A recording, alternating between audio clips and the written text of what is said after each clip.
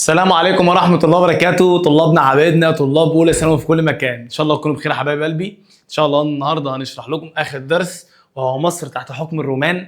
جميل، درس بسيط إن شاء الله لذيذ. أفكاره كلها هنكتبها لك طبعا وإحنا بنشرح إن شاء الله، يعني مش هنخليك محتاج حاجة، بس أهم حاجة تركز معايا. وإن شاء الله استنى بداية الأسبوع الجاي هننزل لك فيديو المراجعة النهائية زي ما نزلنا الترم الأول، وإن شاء الله يكون الامتحان كله منه بأمر الله. صلى على النبي ويلا نبدا يا عم.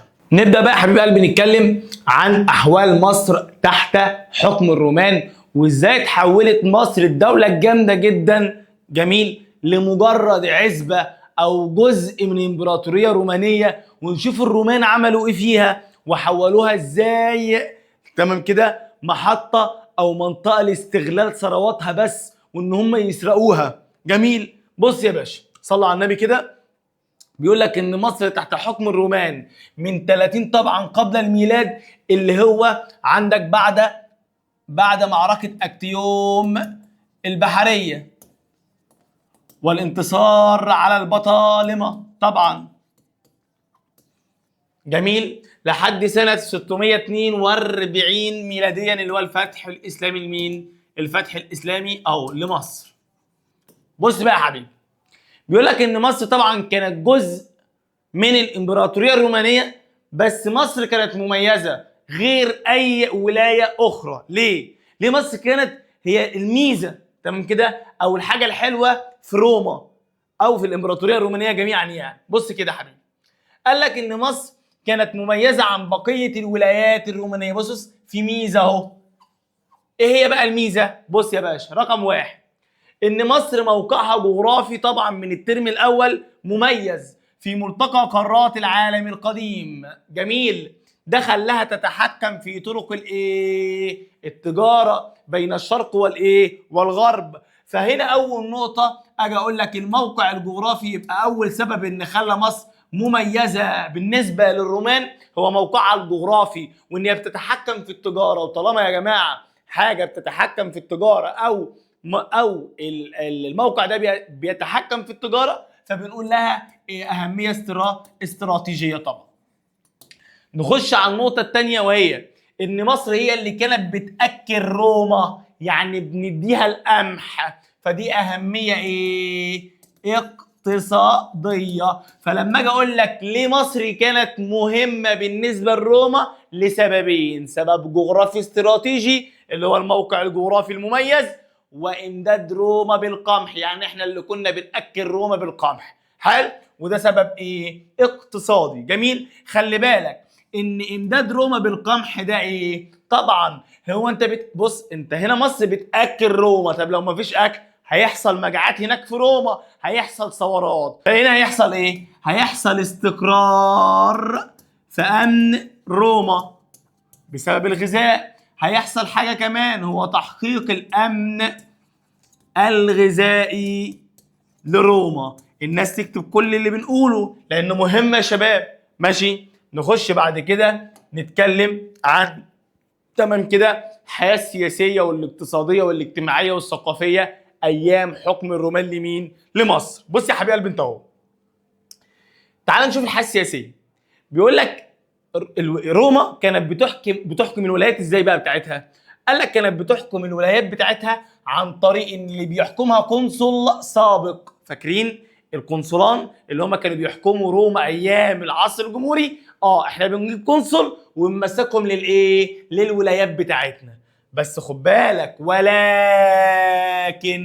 ولكن بص لأهمية مصر الاقتصادية والجغرافية. مصر مهمة جدا بالنسبة لروما، سواء الناحية الاقتصادية اللي احنا لسه بنتكلم عنها أو الناحية الجغرافية. قال لك لا، قرر الإمبراطور أغسطس قال لك مصر دي لازم تكون بص لازم تكون تابعة ليا مباشرة. حلو، ازاي؟ قال لك انا لازم حاكم مصر ده يكون تابع ليا وبيتلقى مني الاوامر. جميل، حلو، ومن طبقة الفرسان يبقى يتسم هنا بالطابع او قائد عسكري، لانه منين؟ قال لك من طبقة الفرسان. وعنده طبيعي كفاءة إدارية، بيكون عارف يدير الدولة إزاي، ومالية وعسكرية طبعا لأنه إيه؟ من طبقة الفرسان. ومفيش حد حظر نمنع على أي شخص من طبقة السيناتو اللي هم مجلس مين؟ الشيوخ في روما، إن هو يدخل مصر إلا بإذن من الإمبراطور الروماني اللي قاعد فين؟ في روما بالظبط كده. حلو، عشان ما ينفردوش بحكم مصر بعد كده. حلو. طب تعالوا نشوف حته هنا مهمه جدا يا اولاد، وازاي هيسيطر الرومان على مصر. بص يا حبيبي، قال لك ايه؟ الاقسام الاداريه في مصر. قال لك ان الرومان قسموا مصر لكام قسم؟ 3 اقسام. يعني هنقسمها ل3 اجزاء، وكل ما تقسم الدوله لاجزاء اصغر تقدر تسيطر عليها اكتر، فبتحقق الاستقرار السياسي. بالاضافه يا اولاد ان كمان شويه هناخد ان الرومان كانوا بيفرضوا ضرائب كتير على المصريين، فانا هنا بحقق، او لما قسم مصر ل3 اقسام، تمام كده، ده عشان احقق ايه؟ عشان احقق الاستقرار السياسي. برافو، حلو، استقرار وسيطره، وبرده ناحيه اقتصاديه اللي هو اقدر افرض الضرائب واجمعها بشكل كويس، وده هنتكلم عنها كمان شويه. طب قسمناها لايه؟ طبعا مصر السفلى وهو الوجه البحري اللي هو اقل جزء في مصر. بص كده، هنرسم خريطه بسيطه. بص يا حبيب قلبي اهو، بص معايا، مصر السفلى فين؟ مصر السفلى اللي هي منطقه الدلتا هنا كده اهو، دي منطقه الدلتا هنا كده. حلو، بنقول عليها الوجه الايه؟ البحري. طب بص كده، مصر العليا اللي هي القسم الجنوبي اللي هي الصعيد. حلو. طب مصر الوسطى اللي هي طبعا القسم الشمالي من الوجه القبلي اللي هي ما بين الاثنين، المنطقه دي كده. وزي ما قلت لك للتقسيم عشان اسهل السيطره على الدوله واعمل استقرار سياسي. جميل. طب هنا بيفكرك بحاجه، بيفكرك بايه؟ بان الرومان عملوا تقسيم اداري جديد زي البطالمه اللي منهم بطلميوس الاول، وعندك برضو مين؟ وعندك بالظبط كده، تخلي بالك ان هم بيختلفوا مع الاسكندر. جميل جميل. حلو. طب تعالى كده بالراحه معايا. يقول لك ان الرومان استخدموا اللغه اللاتينيه، اللغه اللاتينيه جعلوها اللغه الرسميه فين؟ في البلاد. حلو، وخصوصا مصر برضه. جميل. طب تعالوا نكمل مع بعض الحياه الاقتصاديه. صلوا على النبي يا شباب. بيقول لك كانت مصر بالنسبه للرومان لسه قايلين. حلو، قال لك مورد بنأكلهم وبنديهم فلوس، مال وغلال، مال وغلال. يبقى هنا في استغلال اقتصادي بدرجة كبيرة جدا. طب تعالى بقى، وطالما هم بيفيدونا اقتصاديا بالمال والغلال، فانا لازم اطور من الدولة ده عشان هيعود عليا بالنفع. جميل، النهوض بالمجالات الايه؟ الاقتصادية. جميل. تعالوا نشوف الكلام اللي بعده. فاول حاجه عندنا وهي الزراعه. طبعا قلت لك مصر مهمه بالنسبه لروما لان احنا اللي بناكلهم، فلازم نهتم بالزراعه. هنعمل ايه في الزراعه؟ قال لك حفر ترع جديده. حفر ترع جديده يبقوا شبه البطالمه. جميل. مش بس كده يا حبايب قلبي، بص كده معايا يا حبيبي، حفر ترع وتطهير الترع القديمه. الاثنين دول بسميهم الاهتمام بالبنيه التحتيه الزراعيه، اللي هو اقامه الجسور والترع والكلام ده كله. فكده اهتم الرومان بالبنيه التحتيه الزراعيه. جميل.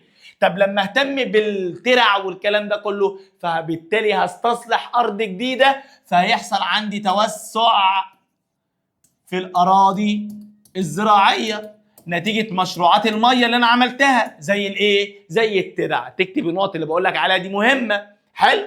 وكمان ضبط المياه. ضبط المياه ازاي؟ طب ضبط المياه عشان احقق حاجه اسمها التنميه المستدامه، ان الميه تكفيني دلوقتي وبعدين. جميل جميل. حلو. وبص، وبالاضافه بقى لزياده المحاصيل زي الايه؟ القمح.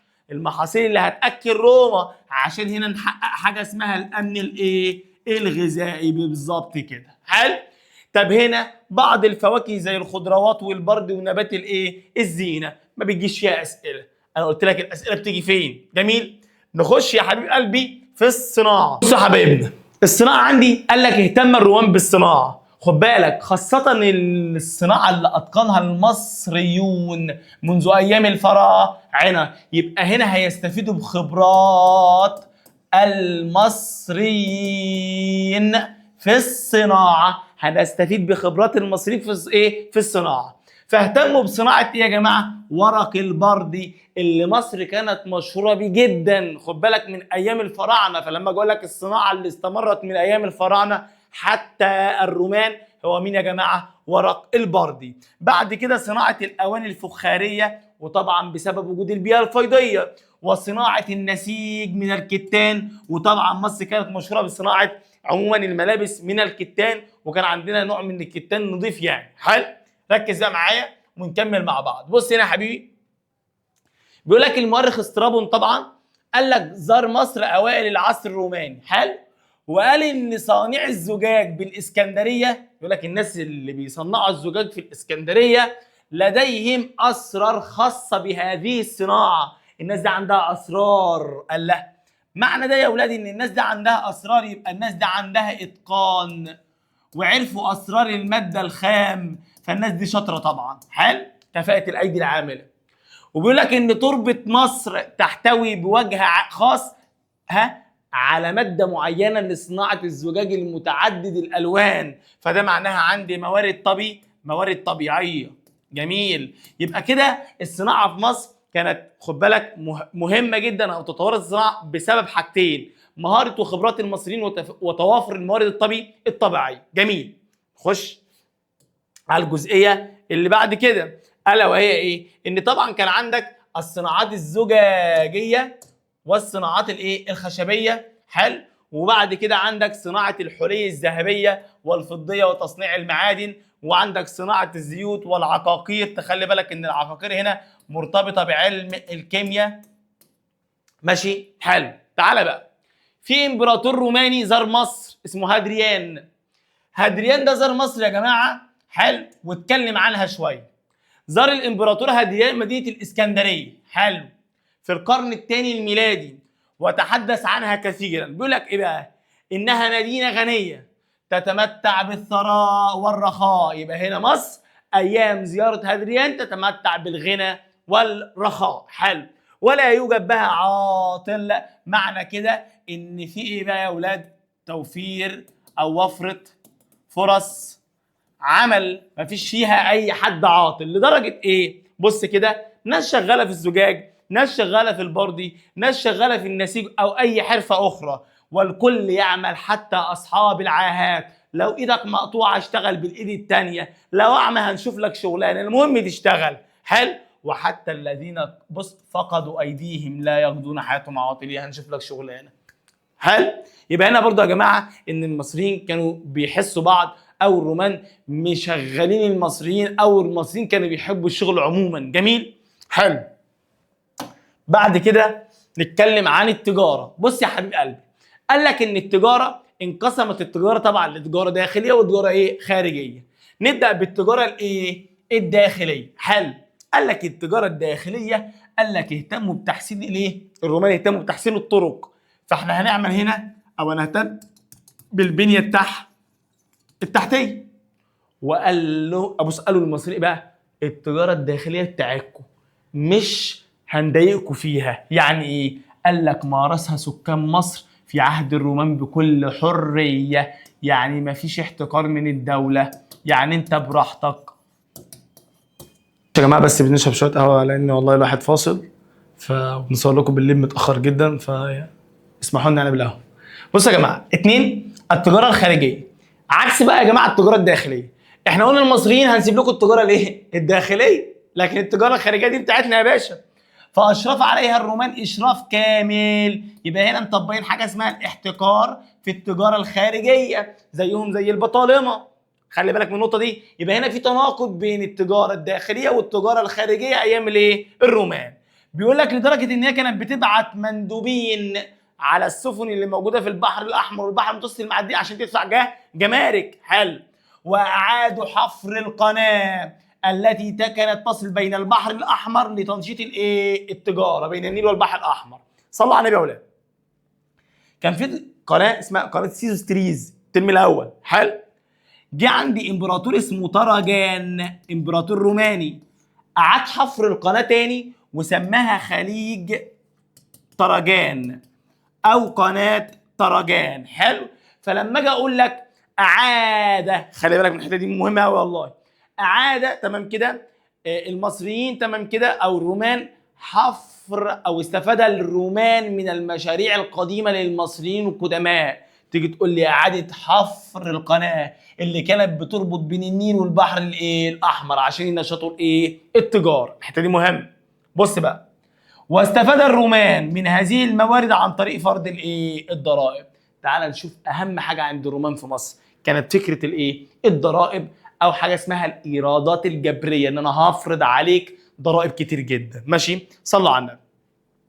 هنا بيقول لك ان الضرائب اهم ما كان يسعى اليه الرومان فين في مصر، وخد بالك ان ده اكتر حاجه فيها استغلال. فلما اجي اقول لك اكتر شيء يعبر عن الاستغلال في مصر ايام الحكم الروماني، تقول لي ايه الضرائب بالظبط كده. حلو. نكمل مع بعض يا جماعه. عني الضرائب زي ما قلت لك كده ده اهم حاجه كان بيسعى عليها الرومان في مصر. عملوا ايه يا مستر؟ بص يا عم، حطوا نظام ضرائب في منتهى الايه الدقه. يعني يا جماعه بصوا، حطوا ضرائب او نظام ضرائب دقيق جدا، لدرجه انهم عملوا يا جماعه، قال لك هم كانوا يهمهم ان هم يحصلوا اي فلوس من الاهالي وخلاص. عملوا حاجه اسمها النظام الاحصائيات السكانيه. يعني ايه احصاء سكاني يا جماعه؟ يعني يعملوا تعداد سكاني، يعرفوا عدد السكان وشغلانتهم وقاعدين فين وبيعملوا ايه، الكلام ده كله. حلو. ليه؟ بيقول لك بص، الاحصائيات السكانيه تعبر عن عدد السكان واعمالهم وانواعهم، انت تبع انهي فئه، وهعرفك الكلام ده كمان شويه. حلو. اتنين، وخد بالك، يبقى التعداد السكاني اول ناس يعملوا تمام كده، اول احتلال يعملوا، او اول استنزاف يعمل، او اول احتلال يعتبر يعملوه، هم مين؟ الرومان في مصر. جميل. يبقى اختلف او تميز الرومان بفكره التعداد السكاني او الاحصاء الايه السكاني عشان استنزاف موارد البلاد. ويا جماعه استحدثوا نظام جديد جدا اسمه نظام، بص، الخدمات الالزاميه اللي هي اعمال السخره. يعني ايه اعمال السخره يا اولاد؟ ان انا بص، انت مش قادر تدفع الضريبه، حلو، او الضرائب اللي احنا فرضينها عليك، حلو، ما عندناش مشكله، اشتغل ببلاش، هتاكل بس مش هتاخد فلوس. جميل. مقابل الضرائب اللي مش هتدفعها. فده اسمه نظام السخره يا جماعه. وبيقول لك فرضوا على مصر او سكان مصر نفسهم 200 نوع من الضرائب. تخيل كده انت شغال بس علشان تدفع الضرائب اللي عليك. جميل. وده يعتبر زي ما قلت لك اكبر او اكثر صور الاستغلال واستنزاف الموارد. جميل. نخش على الحاله الاجتماعيه، وظهرك يا حبيب قلبي لورا كده، لان الحاله الاجتماعيه من اهم النقاط في الدرس ده. خد بالك، هيقارنها بالدرس اللي فات اللي هو مصر تحت حكم البطالمه. جميل. معايا يا حبيب قلبي، بص كده ونتكلم عن الطبقات كده وبالراحه كده. بص يا حبيبي، تعالى بقى بالراحه معايا كده، واللي زوده تركز فيه عشان خاطري. بيقول لك انقسم المجتمع في مصر تحت الحكم الروماني الى عده طبقات. نبدا بالطبقه الاولى طبعا، وهم مين يا جماعه؟ الرومان. حلو. قال لك طبقه الرومان مين اللي هيكون قاعد فيها؟ الوالي. اقف كده، الايه الوالي على راس الهرم الاجتماعي، ويقيم فين؟ في الاسكندريه. خلي بالك بقى كده، يبقى الاسكندريه هنا مقر الوالي، يبقى لها دور سياسي. ده اول حاجه، الاسكندريه اهو لان قاعد فيها الوالي. حلو. ويساعده حكام المديريات اللي هم الثلاث اقسام يعني. ثم الجنود الرومان. طبعا هو الولي الروماني محتاج جنود كتير عشان يقدر يسيطر على مصر، فقال لك جنود الحاميات الرومانيه اللي عاشوا في مصر، وتضم سواء الفرسان اللي هم بيركبوا الخيول يعني، او المشاة، ودي اكثر فئات الرومان انتشارا في مصر. جميل جميل. حلو. ثم المواطنون الرومان. جميل. اللي جم لمصر عشان يستثمروا اموالهم، يعني يشغلوا فلوسهم في حرفه الايه التجاره. يبقى الطبقه الاولى خاصه بالرومان فقط، سواء الوالي او الجنود او المواطنين الرومان. حلو. تخش بعد كده على اغريق المدن الاربعه. قال لا اقف، الاغريق ايام البطالمه كانوا الطبقه الاولى هنا بقى اصبحوا في الطبقه الايه الثانيه، يبقى اختلف ترتيبهم، يعني نزل ترتيبهم من المرتبه الاولى او من الطبقه الاولى للطبقه الايه الثانيه. قال لك اغريق المدن الاربعه، يعني اللي عايشين في المدن حضر، عايشين في الكومباوندات، حلو. قال لك شكلوا طبقه ايه وسطى، حلو، داخل المجتمع الايه المصري، وخدوا بعض الامتيازات دي يا اولاد، اسمها بسميها امتيازات اقتصاديه، ان ما دفعوش ضريبه الراس اللي هي الجزيه. يعني اغريق المدن الاربعه كانوا عايشين في مصر بدون ما يدفعوا ضريبه، اللي هم ان هم مقابل للدفاع عنهم يعني، حلو، فكانوا معاهم امتيازات اقتصاديه. طب تعالى، ثم عندي حاجه اسمها اغريق الريف بقى، شويه الفلاحين، اغريق الريف. طب قبل ما اكلمك عن اغريق الريف هكلمك عن اغريق اللي هم المدن الاربعه. مين يا جماعه؟ نقراطيس، عندك الاسكندريه، وعندك بطلميس، وعندك انطونوبوليس، حلو. تخلي بالك كده ان في اغريق وفي رومان في مدينه الاسكندريه، حلو. تعال نتكلم بقى عن الاغريق الفلاحين اللي عايشين في الاقاليم والقرى. قال لك انتشروا في عواصم الاقاليم، جميل، وعملوا فين يا ولاد؟ في التجاره، حلو، والاعمال المصرفيه اللي هي البنوك، وشغلوا المناصب العامة في الدولة، يبقى كان لهم أهمية في إدارة الدولة. بستعين بهم في إدارة مين؟ الدولة، اللي هم إيه؟ إغريق الريف، حلو. ثم اليهود برضو اختلف وضعهم، كانوا هناك طبقة وسطى أيام البطالمة، لكن هنا الطبقة الكام؟ الرابعة، حلو. قال لك عاشوا في مصر، جميل، في أحياء مخصصة ليهم، مثل الحي الرابع في الإسكندرية. كده الإسكندرية فيها رومان، فيها إغريق، فيها يهود، وكانوا أصحاب رؤوس أموال، ويعملون في التجارة والبنوك والمرابحة. أقف هنا بقى، صلى على النبي. يبقى هنا اختلف وضع اليهود، حيث الطبقة هناك كانوا طبقة وسطى، هنا الطبقة كام؟ رابعة، حلو. أو هناك كانوا طبقة تانية، هنا طبقة كام؟ رابعة. أقف بقى، حلو. بس تشابهوا في المهنة، اللي هي إيه بقى؟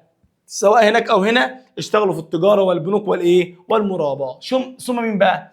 عندك اللي طلعان عينيهم، اللي شغالين ليل نهار عشان يسددوا الديون، حلو، اللي هم مين يا جماعه بقى؟ قال لك المصريون. قال لك اي حد يا شباب، تمام كده، كان يعيش في مصر، بص وليس من الفئات السابقه، ولا من الرومان، ولا من الاغريق، ولا من اليهود اصلا، ودول اللي فرضت عليهم كافه الاعباء الضريبيه. يعني يا جماعه دول اللي فرضت عليهم كل الضرائب. يبقى هنا في ايه يا اولاد؟ تمييز عنصري، هل تجاه مين؟ المصريين. شبه مين يا اولاد؟ نفس الكلام، البطالمه. يبقى تشابه، تمام كده، البطالمه، تمام كده، في تعاملهم مع المصريين والرومان في يا جماعه في التمييز الايه؟ العنصري. وخد بالك، كان لا يسمح، يعني مستحيل حد يرتقي من فئه، تمام كده، الى فئه اخرى الا بقانون يصدر من الامبراطور في روما اللي هي العاصمه. ليه يا ولاد؟ عشان يستمر تدني اوضاع، ونتيجته بقى اوضاع المصريين كده لسه هتفضل اوضاع المصريين اللي هم الطبقه الدنيا تفضل، تمام كده، اوضاعهم زي ما هي، ما يتطوروش ولا يبقوا ناس كويسه في الدوله. وكمان يا جماعه عشان يحصل ايه؟ بص كده، استمرار، بص، موارد الخزانه الرومانيه، ان يفضل برضو المصريين يا جماعه بيجيبوا ضرايب لمين؟ للرومان، فهم بيستغلون في حته الضرايب. جميل جميل، حلو. نخش بعد كده على الحياه الدينيه يا شباب، ونتكلم عن ان كان عندهم طبعا، خد بالك، الحياه الدينيه، وهي عباده، اول عباده عندهم هي عباده الاباطره. كانوا بيعبدوا هناك عندهم الاباطره، اللي هو الملك اللي حاكمهم يعني، او الشخص اللي حاكمهم. بص كده، المصريون يا اولاد، حلو، اعتبروا الامبراطور هو الوريث الشرعي للملك الفرعوني هوتل، خد بالك، والبطلمي. انت عارف ان المصريين كانوا بيعبدوا مين يا جماعه؟ الفرعون زمان، حلو. بعد ما الفراعنه جه البطالمه، فكانوا بيعبدوا برضه الملك البطلمي او الحاكم البطلمي. نفس الكلام، الرومان قالوا انتوا احسن مننا، برضه نفس الكلام هتعبدونا. حلو. واستبدلوا عباده الملوك بص البطالمه بعباده الايه؟ الاباطره. يبقى هنا كده يا جماعه الرومان، يبقى هنا كان في حلقه وصل، او كانت الوصله اللي نقلت عباده الاباطره او عباده الملوك تم كده من الفراعنه للرومان، وهم مين يا جماعه؟ البطالمه. بص كده يا حبيبي، بيقول لك هادريان في مصر لتاني مره. بص كده، قال لك هادريان في مصر لما كان بيزور مصر يعني عموما، اقام معبد لله مين؟ سيرابيس، المعبود المصري الاغريقي. يبقى الراجل ده عنده ايه؟ عنده تسامح ديني، والتسامح الديني ده بيتشابه مع مين يا حبايب قلبي؟ مع الاسكندر ومع بطليموس الاول. تركز معايا في النقط دي قوي، ماشي؟ حلو. وزار مصر وقام برحله الى الصعيد، ووصل للاقصر، واثناء عودته صاحبه انطينوس حلو غرق، ماشي؟ فحزن عليه قوي، ونتيجه حزنه عليه قال لك لا، انا لازم افضل ايه؟ فاكره. جميل. فعمل له مدينه خاصه باسمها انطونوبوليس. حلو. يبقى مدينه انطونوبوليس دي بتعبر عن ايه يا جماعه؟ عن الوفاء. فالمحبه بالايه؟ بالمواقف مش بالكلام.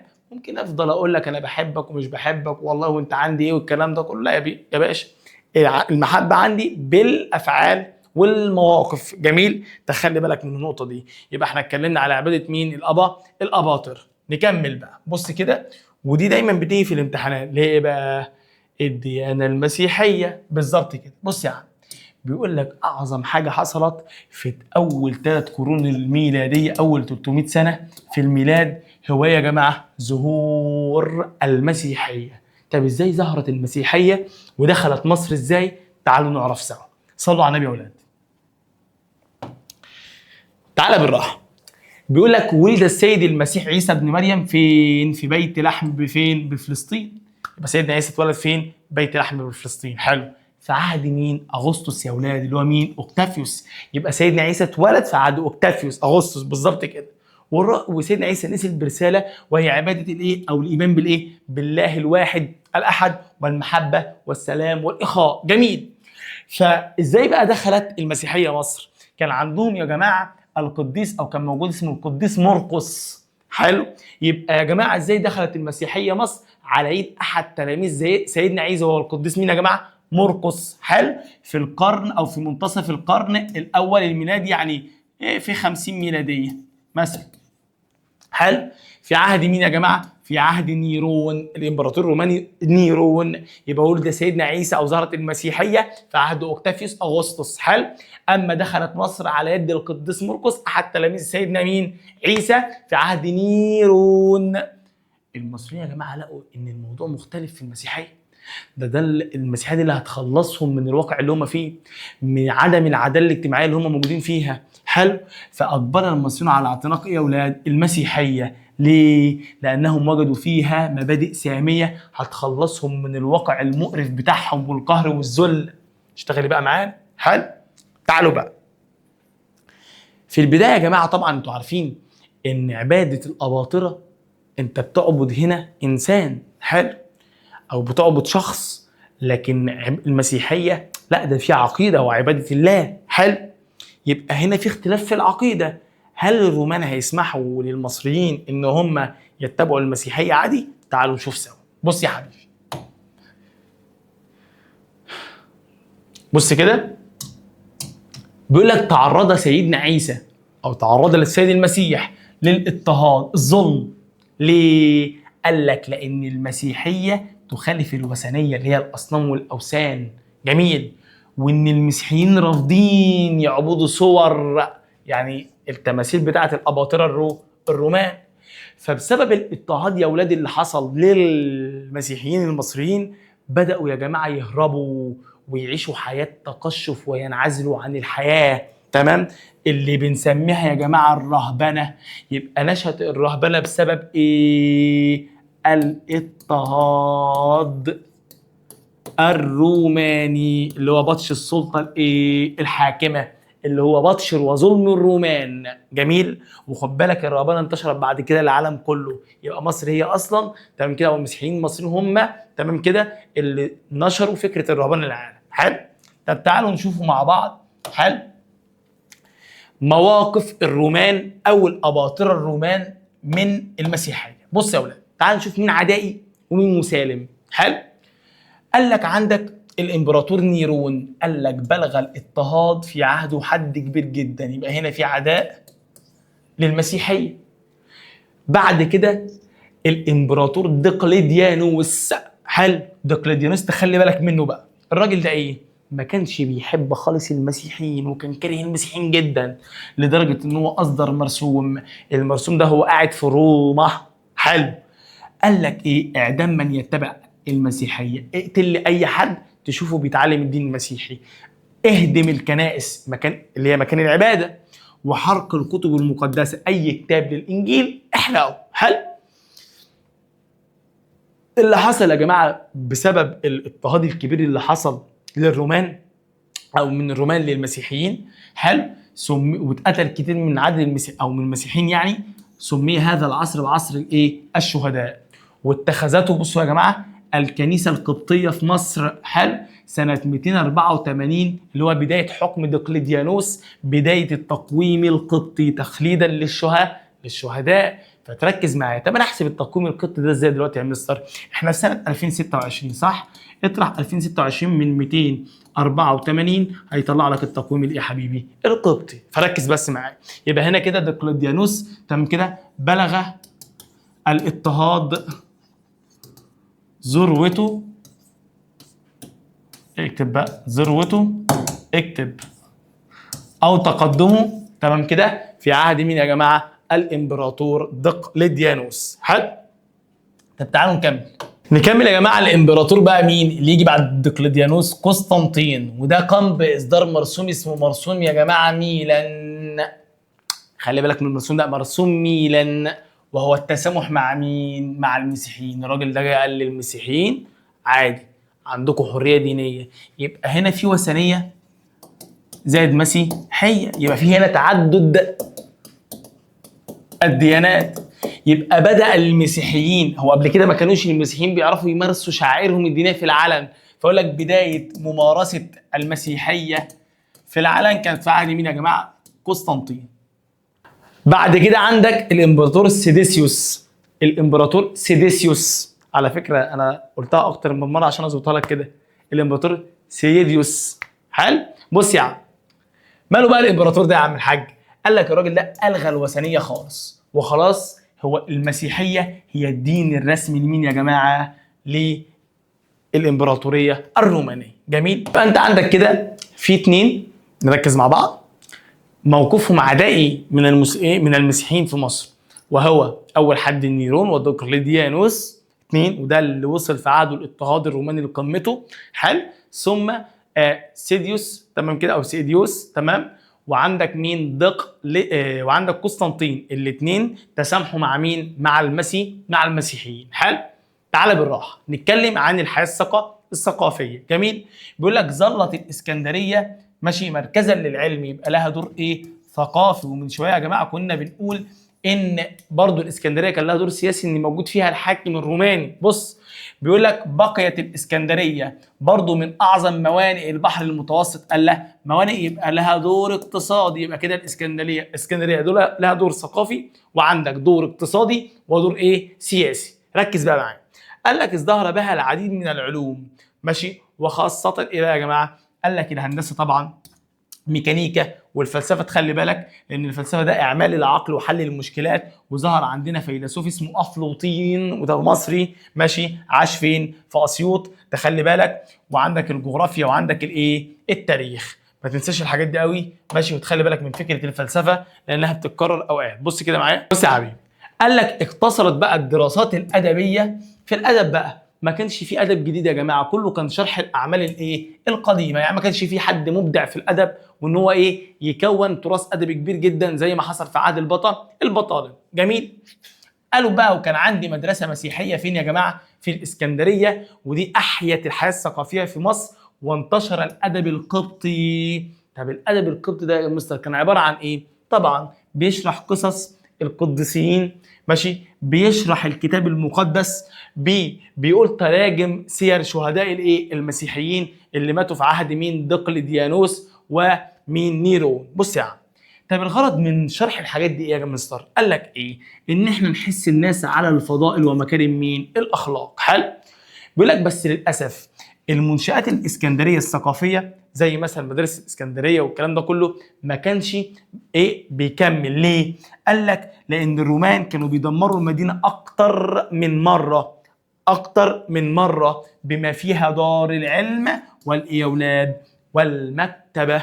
حلو. نتيجه ايه؟ ان المصريين بيعملوا ثورات فيتدخلوا الرومان يقلبوا المدينه عليها وطيها. حلو.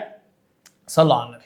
الاديره دي يا جماعه زي اماكن للعباده، فبيقول لك ايه؟ اشتملت الاديره في مصر، الاديره نفسها، على مراكز علميه ممتازه لعلوم الكنيسه، فهنا كانت بتعلم علوم دينيه. يبقى كده الاديره لها دور ثقافي لتعليم العلوم الدينيه. حلو. فقام الرهبان بايه يا جماعه؟ قال لك في نسخ المخطوطات عشان الانجيل ما يتحرفش، تمام كده، ويحافظوا على النسخ بتاعته، يعملوا مخطوطات للكتاب المقدس اللي هو الانجيل عشان ما يندثرش يعني وينهار، ويعملوا قوانين للكنيسه. حلو. تعالى بقى عند، هل كان في تواصل ثقافي بين مصر والرومان؟ دي حته مهمه قوي. الرومان يا جماعه السنه كانت عندهم 10 شهور، فراحوا واخدين يا جماعه ايه؟ قال لك بيقسموا السنه 10 شهور. حلو. ياخدوا التقويم المصري اللي هو كام شهر يا جماعه؟ 12 شهر. يبقى هنا الذي يعتمد على السنه الشمسيه، يبقى هنا التواصل في ايه؟ في الفلك. وكان في حته عندكم في الطب من شويه بس يعني مش مكتوبه، فاستفاد الرومان من المصريين في علم الفلك وعلم الطب، ودي ملحوظه مهمه لازم تكتبها. جميل. بعد كده نتكلم عن الحياه الفنيه شويه يا شباب. الحياه الفنيه قال لك ظلت في خلال العصر الروماني ظلت الفنون مزدهره في مصر، والدليل على كده اللي بنشوفه في مدينه الاسكندريه دلوقتي، وبنشوفه في المتحف اليوناني والروماني. حلو. كان عندي اكتر من نوع فن الطبقه الحاكمه، طبعا تماثيل الاباطره الرومان، وعندك شويه نقوش على جدران التوابيت الحجريه. جميل. التوابيت الحجريه، يبقى هنا ارتبط الفن بالناحيه الدينيه. الفن الشعبي، فن العامة الشعب يعني، قال لك شويه تماثيل كتير جدا، اواني فخاريه. خد بالك استخدام فن الفسيفساء، يبقى هنا تاثر المصريون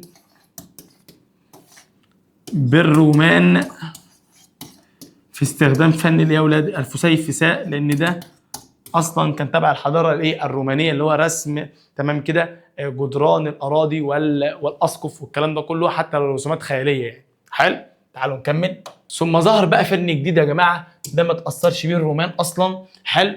قال لك ظهور بعد كده الفن المرتبط بالديانه المسيحيه، وهو الفن القبطي، اللي بيعبر عن الديانه المسيحيه في اطار موروث مصري شرقي. حلو. ده تبع الحضاره الشرقيه فقط. حلو.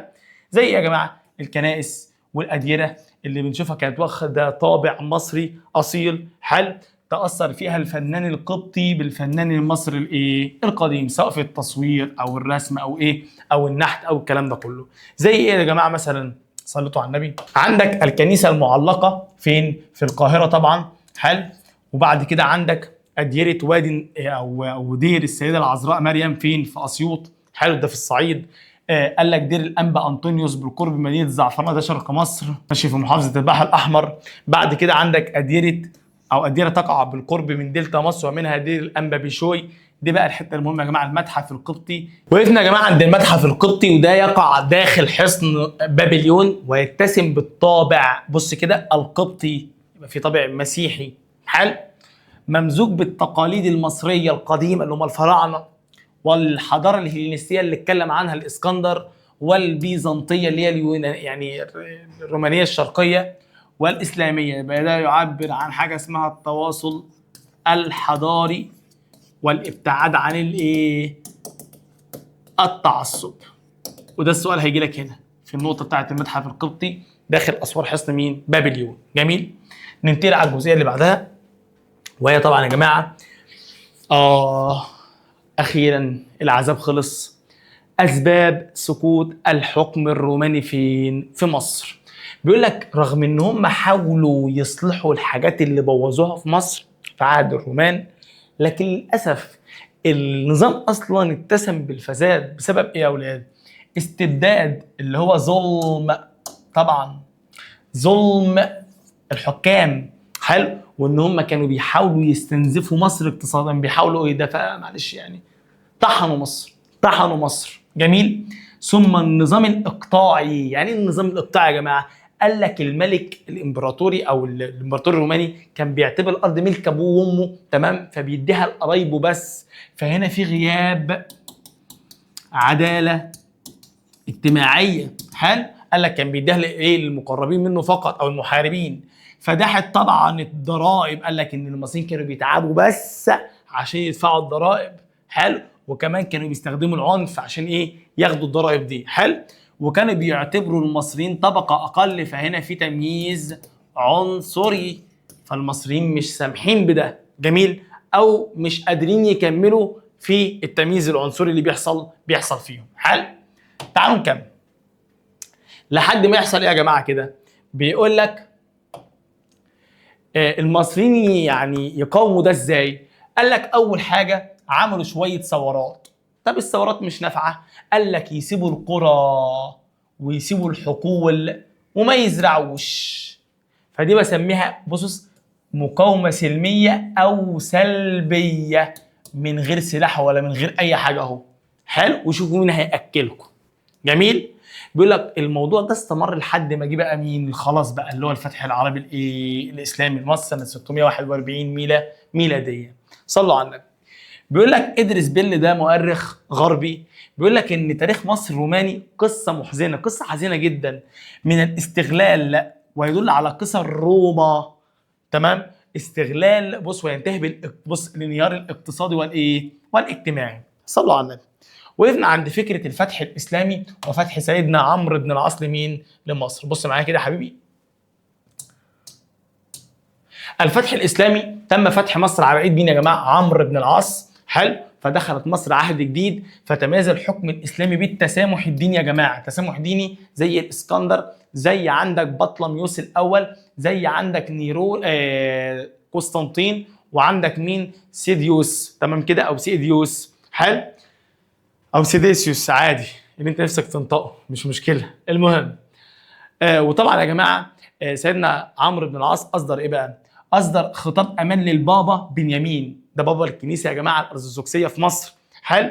قال لك اللي كان مختفي في أديرة وادي النطرون لمدة 13 سنة ورجع للنشاط الديني بتاعه لما سيدنا عمرو بن العاص أمنوا على أنفسهم، أو أمن المسيحيين على أنفسهم وأموالهم وكنائسهم. حلو. وأمر باسترداد جميع الكنائس اللي كان استولى عليها مين؟ الرومان.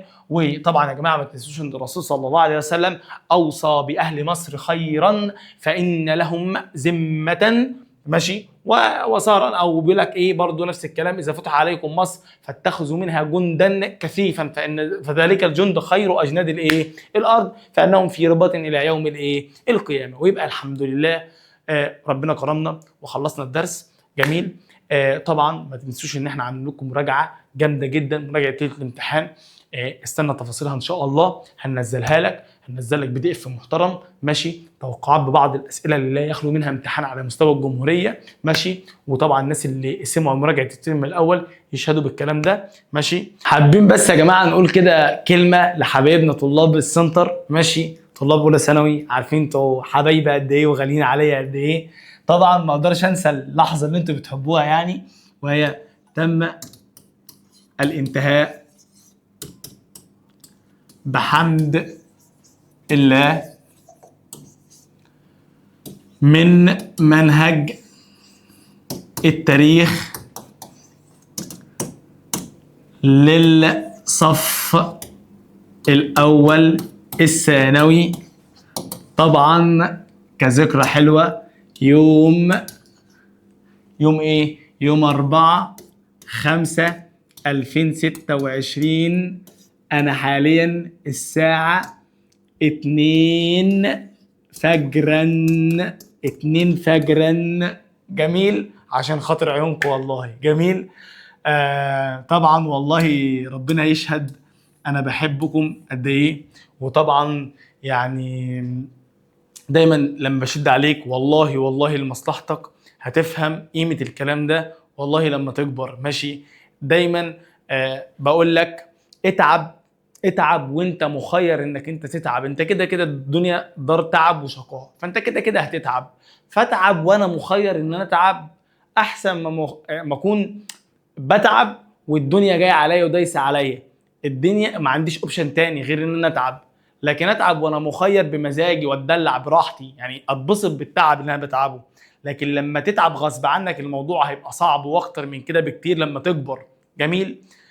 طبعا يشهد ربنا سبحانه وتعالى على حبي ليكم ان انا بحبكم جدا، وربنا يعلم ده كويس انكم انتوا اخواتي قبل ما تكونوا طلبتي. ماشي؟ طبعا استنونا في مراجعه ليله الامتحان، ماشي، تكسر الدنيا زي الترم الاول، وان شاء الله ما يخرجش عنها الامتحان دايما. وان شاء الله مستنيينكم تانية ثانوي بكالوريا السنه الجايه. ربنا يوفقكم يا حبايب قلبي.